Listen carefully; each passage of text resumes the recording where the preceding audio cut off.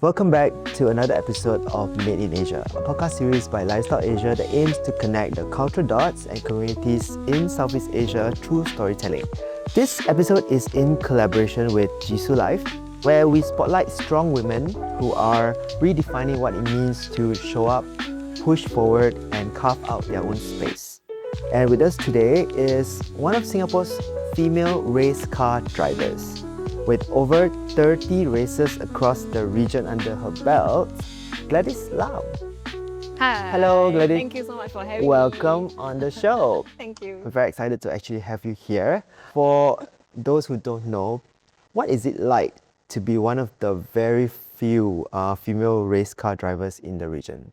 I would like to say it's a double-edged sword Okay. because on one side, you naturally get a little bit more attention because you are a minority, right? But on the other side, because you are a minority, your efforts, your performance, and your success does get highlighted a little bit more. Can you maybe share with us, in the region alone, roughly how big is the community? Region, okay, when you say region, Southeast Asia.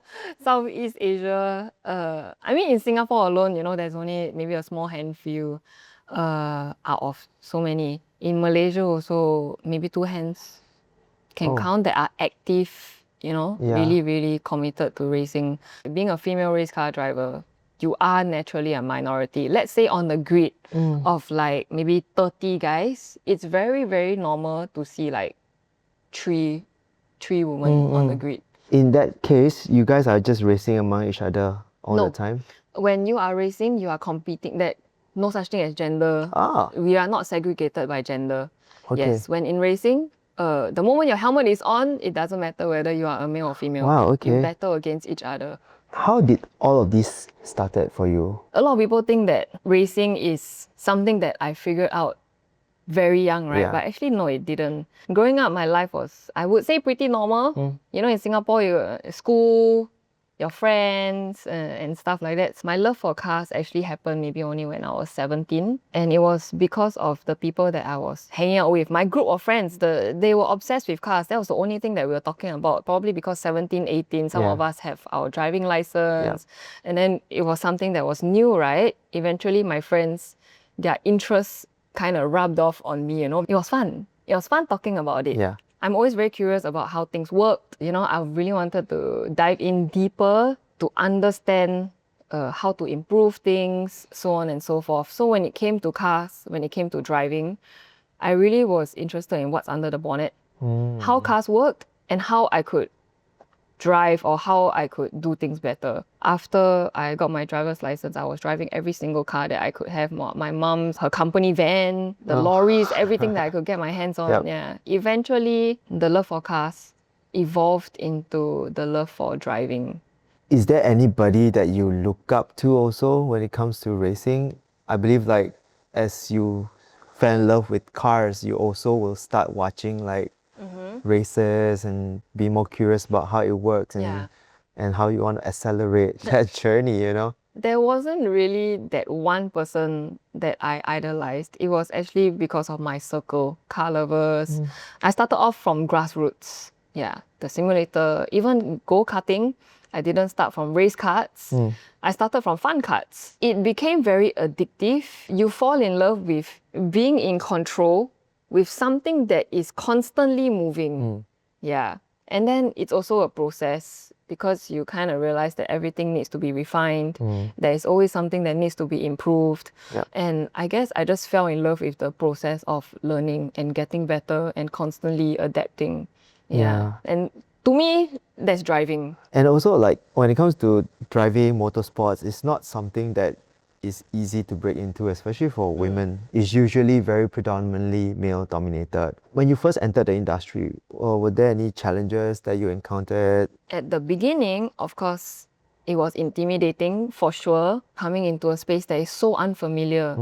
Plus, stepping into, the world of motorsports, it seemed like everybody else, they belonged and I don't yet. But at the same time, this feeling of discomfort, wanting to learn about something that's new, I guess it also helped me feel like this is the right place to be. You like the challenge lah. Of course, yeah. But were there like also misconceptions that comes with it? Like I'm sure people will say, hey, racing is not for girls lah, in the beginning. How did people responded to this decision of yours? Did your parents like it? My parents, I didn't ask for permission actually. I just went. It was very gradual. At first they know, yeah, Gladys going out, drive this, hang out with these people. I was going out for go-karting, going for a simulator. Yeah. They didn't really understand the concept of a race. They almost didn't bat an eye when I told them. So yeah, I didn't technically ask for permission. They weren't surprised lah. They weren't surprised, no. But what was it like when they found out that you were like racing like in a race? Were they like shocked? I think it was only the moment where I started bringing home trophies. Oh, okay. Or posting on social media. Back then, they haven't really, I think, fully grasped what was happening. They see my Facebook, they see my very proud of it Instagram. lah. Yeah, of course, eventually. Of course, my own father. And the funny thing is, back then when I was young, my father actually didn't approve of me driving. He always will say, women are not supposed to drive. Go and find a husband or someone, to drive you. Yeah. So that was something that was taught to me since young. But yeah, I dilulu, I didn't really listen to him. Despite him being strict, he never forced me to stop doing anything that I didn't want to do. But when he saw that I truly loved driving, that I truly was committed into this, that's when he was like, okay, if this is what you really want to do. I am worried, me as a father, I am worried for my daughter, obviously. Yeah. I think he saw the sparkle in my eyes. At what point in your journey, in your life, that you realize that, oh, this is really something I want to do seriously? When your effort outweighs the amount of fun, then it gets heavier. So you realize that you are putting in your time, you are investing your energy, you are investing your finances as well. Everyone knows that motorsports is how expensive is motorsports? It can get very, very expensive depending on the level that you are going. 4, 5, sometimes even 6 digits if you are doing, very, very high level motorsports. The moment your effort outweighs the fun, you kind of realize that, hey, this is not a hobby anymore. This is something that I choose to do, and I choose to come back and do it over and over again. It became a choice. To always come back to racing. I'm very curious about one more thing about motorsports. How long can you race for? Wow, that's also a big question. Because now we see a lot of really young 18-year-olds starting, dabbling into this sport, and they are really racing at a very high level. And how far can they go? Being a driver, you need to be able to sustain that career, right? And in order to sustain it, you need support. You need sponsorships, you need partnerships. That is the very boring but essential and very, very important part about driving. You need both in order to sustain a motorsports career. Because there is always this fear about what's going to happen. Is my next race confirmed? You are not assured. Right. You are always not assured whether you will get a seat the next year. So it's always a balance between sustaining your career and also honing your skills in order to stay in this career for as long as possible. From outside looking in, racing looks like it was about speed, adrenaline, but behind it, I'm sure there's a lot of preparation and discipline that comes with it. Maybe you can share with us how the training and preparation look like for you. Training to me is about building a system that is able to sustain pressure over a period of time for as long as possible. So how that will look like is physically, you are training for endurance, strength, cardio. You want to be sure that your body is able to keep up with the heat, with the pressure. And mentally, it's about clarity because you are making decisions when things are happening so fast. Yeah, that split second, right? Yes.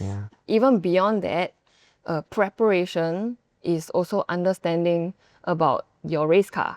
Before you even go into the race car, you have to understand how your race car works, how it reacts, and let's say how it will react if something were to happen. A lot of the preparation and training actually happens before you actually step into the race car. A lot of decision making also, I realize. Yes. How long does a race actually take? A full course? It depends on what type of race it is. It can be a sprint race, maybe an hour or less, or it can even be an endurance race. The longest endurance race that I've did is 25 hours Wow.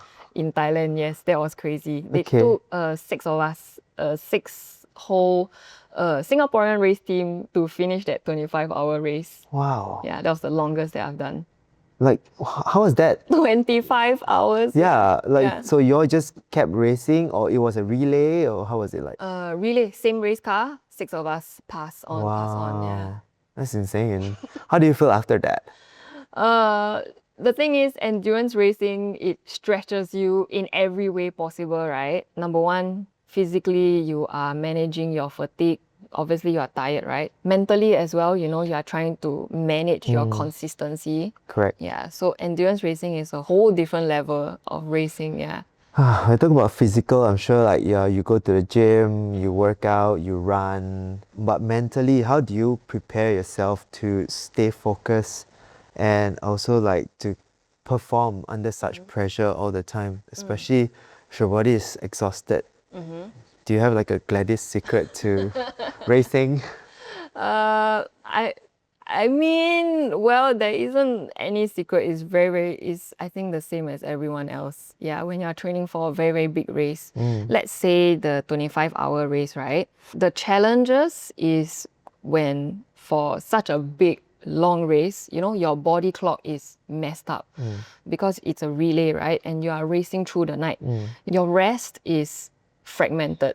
Yeah, but the thing is, once you're in the race car, all of that cannot show. You cannot show how tired you are. You know, you cannot show that you're lacking of rest, because in an endurance race, the moment you're in the car, you have to drive. Like every lap is your first lap. It's about consistency, right? So for an endurance race, how I try to adapt is you have to narrow your focus. Yeah, you try not to think about the big picture. 25 hours is obviously overwhelming, you know? Don't think so of the grand scheme of things, but you try and narrow your focus, try and be present. Focus on what's ahead of you, what's happening right now. That takes a little bit of training to stay present. For context, you can share with us, what does a race actually like entail? Especially the 25-hour endurance race that you have. At the start of every race, you always have this little moment to yourself in the car. Everybody knows that a race car is hot. It's stripped bare metal, there's no aircon, it's freaking hot, it's an oven in there. But the thing is, before everything, there is a moment where you are right there on the grid before the lights go on. Yeah. Sometimes, you know, you have your mechanic around you and they will blow this big ass fan at you. You know? Yeah. So sometimes also we'll be just like blowing our portable fan. Oh, I want the race to start now. Oh, you can actually hold it in your car? Yeah, we can hold it just before the lights go out. There will be a countdown. You will have that little 5 or 10 minutes just for yourself. So I'm just blowing my fan and I'm like, oh, I want the race to start now. So, you know, when it's going to be countdown already, then we have to pass everything. Oh, my fan. And everybody has to leave the grid. And then you just roast there in the oven. For the next 25 hours. For the next 25 hours, yeah. No, not all races are 25 hours. Yeah. Some are 1 hour or less. Yeah. And then after that, then I get out of the car, right? And oh, where's my fan? So when you are in the driver's seat, like what's going through your mind the whole time? Do you have like maybe like a ritual or like say a little prayer or something? No. It's really about focusing on what's ahead of you. Even if, let's say, you plan ahead too far, or if you're thinking about something that happened behind the scenes or something that happened, you know, a few laps before, that's when mistakes happen. Yeah. From all your races, like, can you maybe share with us 1 or 2 of the most demanding moments that you have ever experienced during a race? It's usually when things don't go according to plan. When you're racing, you have unexpected weather. It can suddenly rain, a thunderstorm or something, you know, or maybe an incident on track. You know, while you're driving, maybe something happened, someone spins out, or maybe someone hits you, stuff like that. When things don't go according to plan, that's when you really have to adapt. Especially when, you know, in a race car, it's hot, it's loud, you know, you are fighting physically as well. And how do you then adopt that into your own life? Does it also reflect in your life outside of the race car? In the way you make decisions, in the way you live your life? I want things to make sense when I'm out of the race car. You know, I want things to be fast free. I want things to be intuitive to use. You know, I want to make my life easier. So I don't want to be constantly under stress all the time, you know. of So course. like off the track, of course, I want things to make sense. So we did talk about like how did you adopt this trait, like you say you're being like very quick to make decision. This is how you adopt into daily life, right? Is there any moment that you actually broke down or like really something unexpected happened to you? I mean, yeah, of course, because you know, in racing, there's so many things that's happening, and to be honest, very little of it is in your control. Yeah, there's only so much that you can control yourself, but everything else is a variable. Okay. Things are constantly changing, things are constantly moving. You can control yourself in a way that you can control your inputs, your thoughts, and control your own mindset. Just have to let it go. Just let it go, yeah. So, I mean, of course, you know, taking time to just slow down, rest, reset is also very, very important to me, yeah. What's your version of taking a break or cooling down? Because in an ever-changing environment like racing, right, you know, you are unable to control your outcome, but you are able to control your own response. So, of course, rest is also an intentional choice. How rest can look like for me at the racetrack, I can maybe make a little bubble for myself. You know, I can take a step back, take a little break, just to cool down, rest, reset. Because if you're not able to, you know, take a break, then it's very, very hard to come back and get back into focus because, you know, your mind is all over the place. So rest is also part of the process. It feels like you're a very stable, unshakable person, you know. It's hard to like break you down. Okay. Which is a very good thing, I Thanks, guess, you know. I guess. Yeah. Because we talk about resilience and like, you know, how in today's age we have to be very strong and having your own opinions and also a very strong mind, you know, to ward off all this like negativity that surrounds you. I like to always say that to be a race car driver, you do need a little bit of crazy. I'm pretty sure crazy is not the word, you know, To be a that bit some people psycho. choose. Yeah, but that's how I like to say it. You need to be fearless, I believe, right? I'm scared, of course, I'm scared. Yeah, but it's about going over that obstacle. I would be scared if I'm the scared. passenger seat also. Yeah, definitely. Yeah. I would be as well, you know? Yeah, and also you've spoken about being underestimated in this space, right? Sometimes directly, sometimes indirectly. Being underestimated maybe fuel your passion to better yourself in this journey. The thing is, especially being a woman, right? What underestimation can look like is, well, it can be subtle in a way where people just expect less of you. Or it can be a little bit more obvious where people make comments or people make assumptions about you. But of course, you know, if you're able to just detach from that, and how I like to overcome this is through consistency. What I mean by consistency is showing up, putting in the work, consistently, showing up consistently, and that's how. Let your work do the talking, Yes, you know. yeah. Let the results do the talking. Do you feel like you have to constantly prove yourself, or you just doing your own thing? Do I feel like I need to constantly prove myself? Well, a little bit, definitely. Sometimes also, you know, I get sentiments like people will be, that's good enough for a girl. Like, you're doing good enough. You're good for a girl. You know? So things like that, I try not to engage with it so much and just try to detach. Because a backhanded compliment like that it's not something which I identify myself with, and it does push me to be better. Of course, at the beginning, things like that can be very discouraging. Over time, you are able to not take things like that personally. It becomes part of the environment. It's just like that. Yeah, once you are used to it, once you detach and you realize that, hey, this is not something that defines who you are, you know, this is something that you can break out of. Some things may feel unfair. Another way of seeing it is that things like all this negativity can actually be something that help to sharpen you. I mean, it's easy to say to like, you know, shut them off and things like that. But for aspiring like racers out there, especially the young girls who are, you know, dreaming about being a racer one day or look up to you, like what would your advice be to them, especially when they are dealing with like naysayers or people trying to like put them down? Yeah.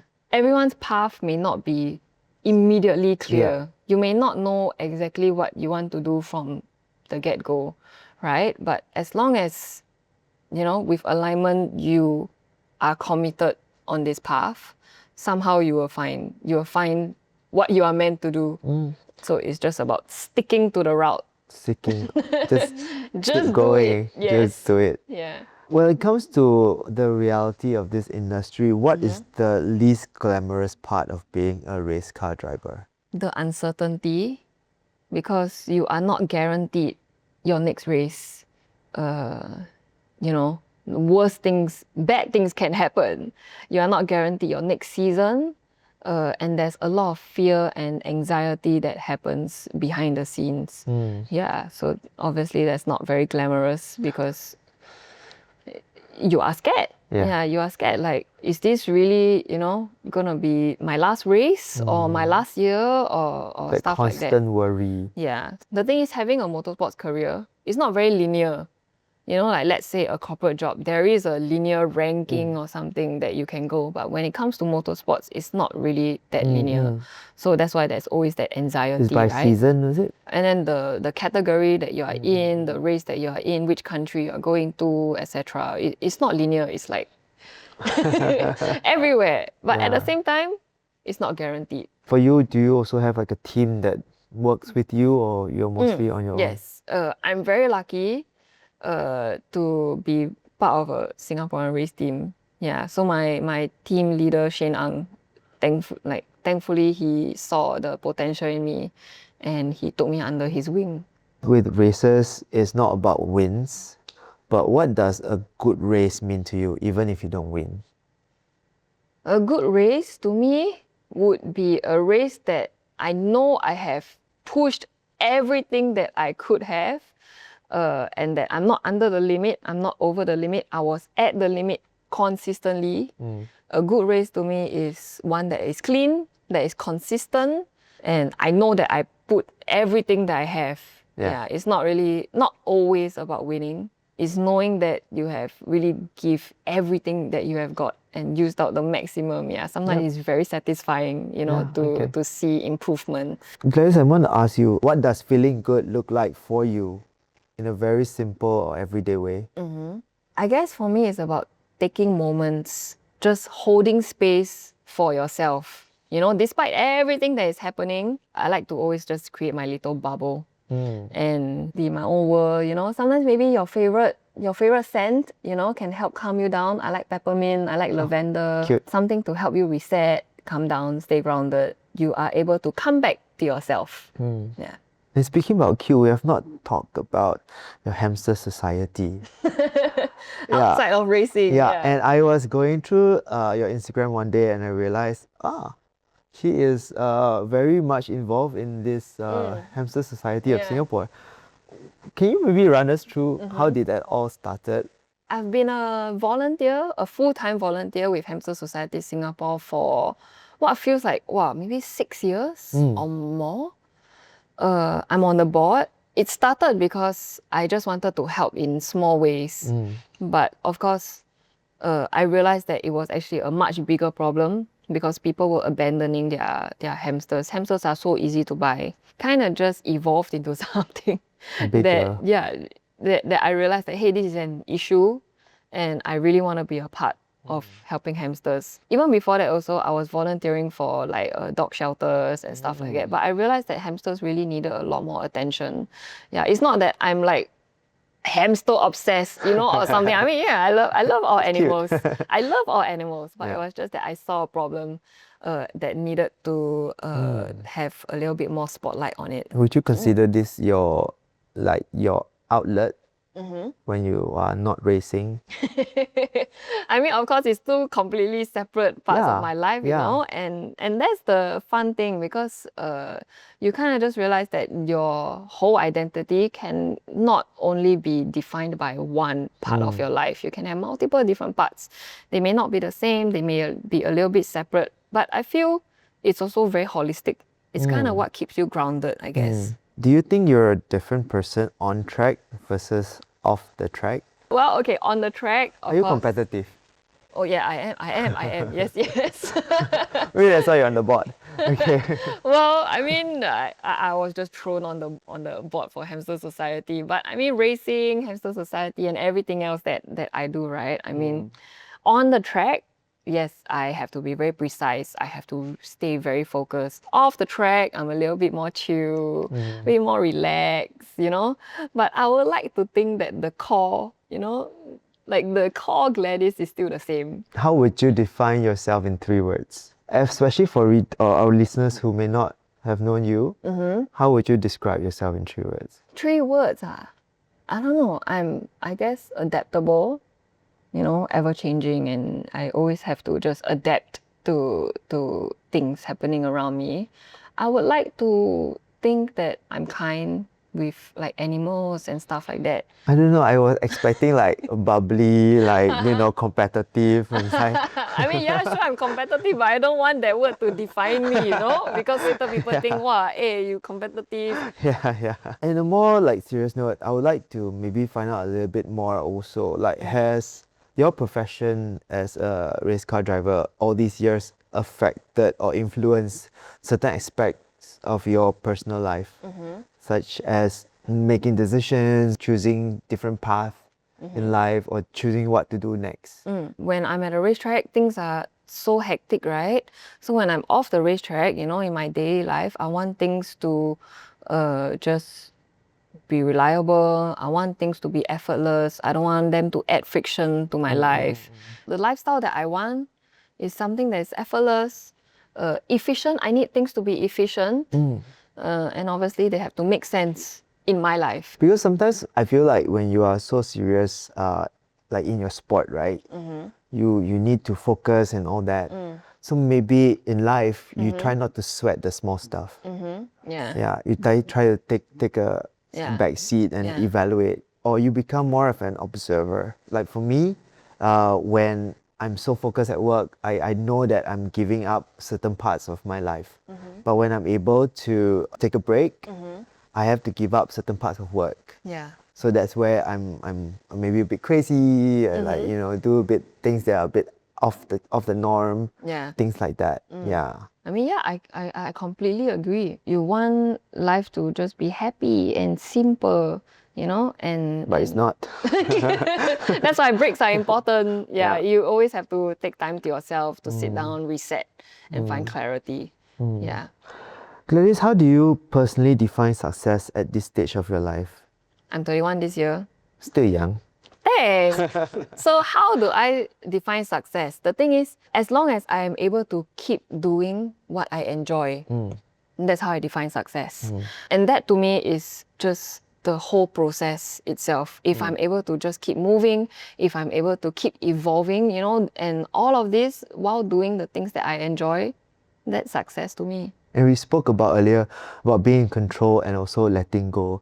What's the best thing you've let go so far or recently? Best thing that I've let go?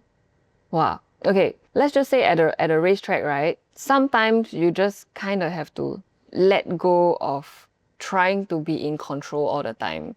But at the same time, it's also finding, I guess, a balance between, being in control and then letting go of always needing to be in control. It's a little bit of a balance of both, I guess. So I don't know whether that's the best thing I've learning to go with the flow, I guess. Is there something new or exciting that you are exploring now? Oh, I just launched my first business. It's called The Rifto. It's an electric drift car Okay. experience at Velocity. Yeah. So I mean, opening my first business is very, very exciting. And this business also is something which I did with my race team. Beyond, having my first business, I still want to continue growing in racing, constantly improving, constantly adapting. That's still very exciting to me. Yeah. Life is ever changing. It's always evolving. And that's what excites me, is the process itself. Yeah. And looking back at your racing career from the very beginning right up to today, what are the things that you've learned from your experience that you like to share with other women out there who aspire to pursue their own dreams? There's a lot of things that people don't see that's going on behind the scenes. It's always like the invisible moments that sort of matter. For me, something that I think not a lot of people know is that I used to struggle with anxiety a lot. And so something which I was able to overcome is learning to stay calm under pressure. Like how you say like as if I got everything figured out, but actually it took a lot, to learn to be still. Yeah. For me, that has been one of the biggest shifts in my life. Being able to find clarity. And when I mean clarity, it's about being calm despite the pressure and making decisions from that headspace. Being able to find clarity was also something that was really important to me. So for other women that may not have a clear path yet, clarity comes from doing. And the most important thing in order to find your path, no matter what it may be, is to start doing. It's funny because I was at a book fair, and then we're there to choose one word, and the word that I chose was clarity. Okay. Yeah, it's really at this point of time in your life where you kind of know what you want already. Yeah. You're not clouded by the things that other people are telling you or other people are influencing you. You're not moved by the different aspects in life. You're very clear in the path that you are taking, and you want to make that decision for yourself. Yeah, and I think clarity also comes with age. As you grow older. Yeah, clarity can look different for everybody. Yeah, you may not know exactly what you want to do, but the clarity may come from, alignment, staying right on track. Yeah. Clarity can also come from, just trusting the process. But to me, clarity is, being able to stay calm under pressure and make decisions from that mindset. And what is that one thing that you wish more people would understand about your journey? There's a lot of things that people do not see for sure. I am only one human being. I have so many things on my plate, like Hamsters. yeah, there's racing. I dabble with content creation, hamsters. I just started my business. There's so many things that's going on. There's a lot of unseen effort that goes behind the scenes. All the little invisible moments. I feel that's what makes your life colorful. That's the beauty of life, right? Yeah, different aspects. Yeah. So many little things that just kind of make you whole. So last question, Gladys, on a scale of 1 to 10, how would you rate your life right now? Wow, wow. As much as I would like to say 10, like life is 10, but I still think it's a process. It's ever changing. It's always moving it's all about moving forward, I guess, to me. So I don't know, maybe 8, 9, just to put a little gap there, something for me to just improve on. Thank you. Thank you so much for being on the your show. time today. Yay.